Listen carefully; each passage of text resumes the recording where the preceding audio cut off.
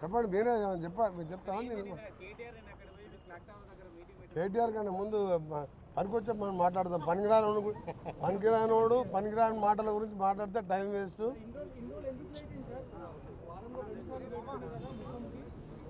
ఈరోజు మన నూతన పిసిసి ప్రెసిడెంటు నా సహచరుడు, నాతో పాటు నాకు 2 ఇయర్స్ జూనియర్గా ఎన్ఎస్యూఎల్ నుంచి గత 35 సంవత్సరాలుగా కాంగ్రెస్ పార్టీలో పనిచేస్తూ ఈరోజు అంచెలంచెలుగా కార్యకర్త నుంచి ఇవాళ పిసిసి ప్రెసిడెంట్ స్థాయికి ఎదిగిన మహేష్ కుమార్ గౌడ్ గారు మా సోదరుడు, వారు పిసిసి ప్రెసిడెంట్ అయినాక ఈ కార్యక్రమాన్ని తీసుకోవడం జరిగింది. ఇది 11th మీటింగ్. ఇది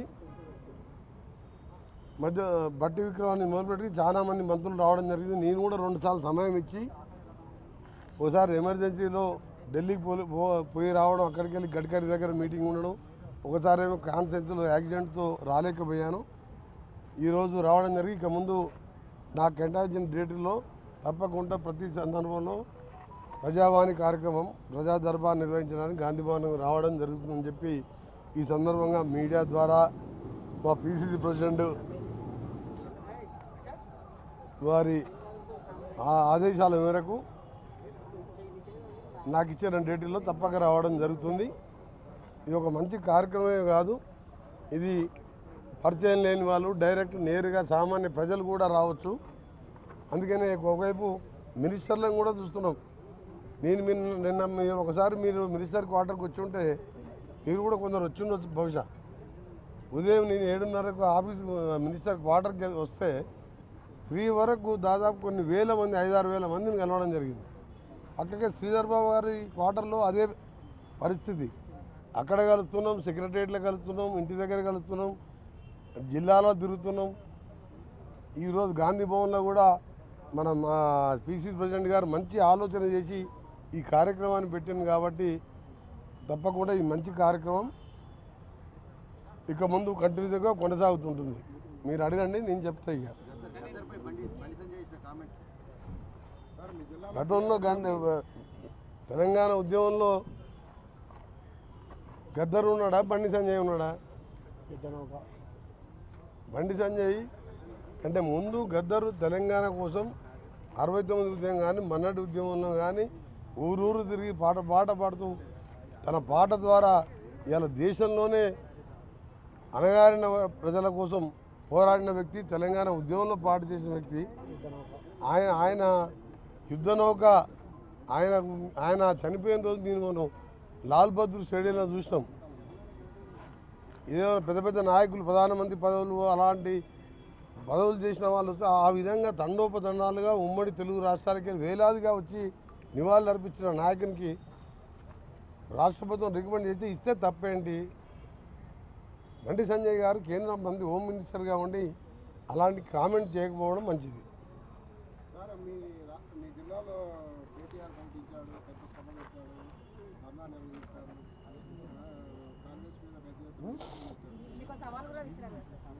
ఐదారు వేల మంది మీ రిపోర్టర్స్, మీ ఇక్కడ ఉన్న ఛానల్స్ వాళ్ళందరికీ మీ ఛానల్స్ ఉన్నాయి.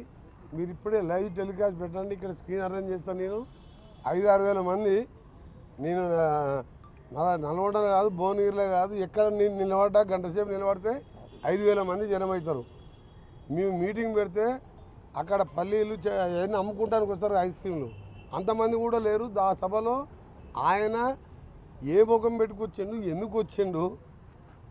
11 సీట్లు, 60-70 వేల మెజార్టీ, పార్లమెంట్ క్యాండిడేటు, 6 లక్షల మెజార్టీ, సౌత్ ఇండియాలో హైయెస్ట్ నల్గొండ. నెక్స్ట్ భువనగిరిలో 3-4 లక్షల మెజార్టీ, ఏదో ఏకలింగం 2-3 వేలతో గెలిచి ఇంకా ఎందుకు వచ్చిండ్రు నల్గొండకు? ఫ్లోరైడ్ని పెంచి పోషించిండు 10 ఏళ్ళ. ఇవాళ గన్నమల్ల, బస్వాపూర్ పైన కొండపోచమ్మ, మల్లన్న సాగర్ కట్టుకొని కిందికి కాలువ కూడా ఇచ్చే మానవత్వం లేని మనిషి రూపంలో ఉన్న మృగాలు ఆ ప్రభుత్వంలో పనిచేసిన వాళ్ళు. అలాగే ఎస్ఎల్బిసి సొరంగం 70% పూర్తి చేస్తే 2,000 కోట్లు ఇస్తే 4,000 లక్షల ఎకరాలకు మాకు డెడ్ స్టోరేజ్ శ్రీశైలంకి వెళ్ళి బురద నీళ్ళు ఉన్న మా జిల్లాకు వచ్చి 4 లక్షల ఎకరాలకు ఇరిగేషన్ వచ్చేది ఉండే. శాశ్వతంగా ఫ్లోరైడ్ పరిష్కారం అవుతుండే. సొరంగాన్ని పూర్తి చేయలేదు.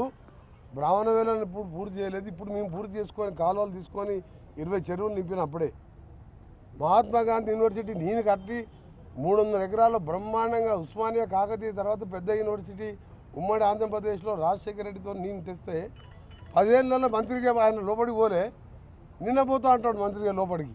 10 ఏళ్ళకెళ్ళి విద్యాశాఖ మంత్రి ఉన్న జగదీష్ రెడ్డి పోలే, కేటీఆర్ కూడా 1-2 సార్లు వచ్చినట్టు నల్గొండకు ఆయన పోలే.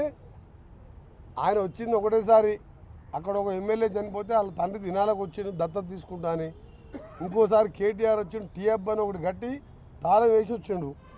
దాని గురించి కూడా అది మొత్తం తాగడానికి పనికొస్తుందని చెప్పిండు. నువ్వు కట్టింది మీ నాయన డైరెక్షన్ ప్రకారం అన్నిటి కట్టిన 3-4 టీఎఫ్లు కూడా మీ నాయన ఆదేశం ప్రకారం అక్కడక్కడ డబుల్ బెడ్రూమ్లు అక్కడక్కడ టీఎఫ్లు కట్టి పేకాటకు బార్ లాగా చేసింది మీరు. టీఎఫ్ కట్టినోడు కంపెనీలు తీసుకొస్తారా లేడా? ఐటీ మినిస్టర్గా ఉండి నల్గొండల ఎలక్షన్కు నెల ముందు ఓపెన్ చేసిండు, మొన్న అసెంబ్లీ ఎలక్షన్ ముందు. అందుకని అంత ఘోరంగా ఓడిపోయిండ్రు. పార్లమెంట్ ఎన్నికల్లో డిపాజిట్ పోయింది. అసెంబ్లీలో 60,000తో నా మీద ఓడిపోతే అక్కడ ఎమ్మెల్యే మొన్న అప్పటి అభ్యర్థికి నా మెజార్టీ కూడా ఓటు రాలేదు. మొన్న పార్లమెంట్ ఎలక్షన్ ఆ ఓడిపోయిన ఎమ్మెల్యే అభ్యర్థి సోదరుడు పోటీ చేస్తే 20,000 ఓట్లు వచ్చినాయి.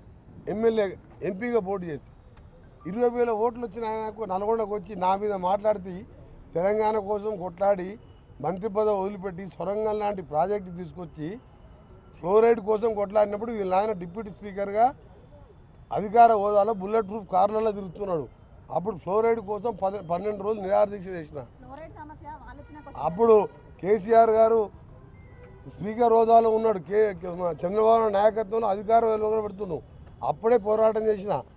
ఆయనకంటే ముందు ఎమ్మెల్యే కాకుండా ముందు ఎన్ఎస్పీ యూత్ కాంగ్రెస్ నాయకునిగా మా నాయన ఎమ్మెల్యే కాదు, ట్రాన్స్పోర్ట్ మినిస్టర్ కాదు, డిప్యూటీ స్పీకర్ కాదు, ప్రజల్లో ఉండి ప్రజలతో నుండి యూత్ కాంగ్రెస్ ఎన్ఎస్పీ నాయకునిగా సొంతంగా కాంగ్రెస్ పార్టీ టికెట్ ఇస్తే ప్రజానాయకుడు యువ నాయకునిగా ఉండి ప్రజలతో నుండి ఎమ్మెల్యే అయిన కేటీఆర్ డైరెక్ట్ అమెరికాకి వెళ్ళి వచ్చి డైరెక్ట్గా వచ్చి కేటీఆర్ కొడుకు అంటే ఎమ్మెల్యే టికెట్ ఇస్తే అక్కడ ఉన్న ఉద్యమకారుడు కేకే మహేందర్ రెడ్డి పొట్ట మీద కొట్టి ఆయన కడుపు కొట్టి ఉద్యమకారుని చంపి 80 ఓట్లతో మెజార్టీ గెలిచిన ఆయన నా మీద విమర్శిస్తావు.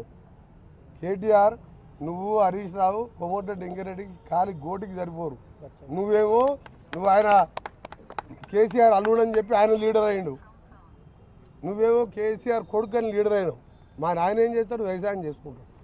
ఎట్లయినా నేను 5 సార్లు ఎమ్మెల్యేకి ఒకసారి ఎంపీగా నువ్వు నీ ఎందుకు పార్లమెంట్ ఎన్నికల్లో నా కాన్ఫిడెన్స్లో నేను 1 గంట కూడా ప్రచారం చేయలే. 60,000 మెజార్టీ వచ్చింది మా రఘువీర్ రెడ్డికి.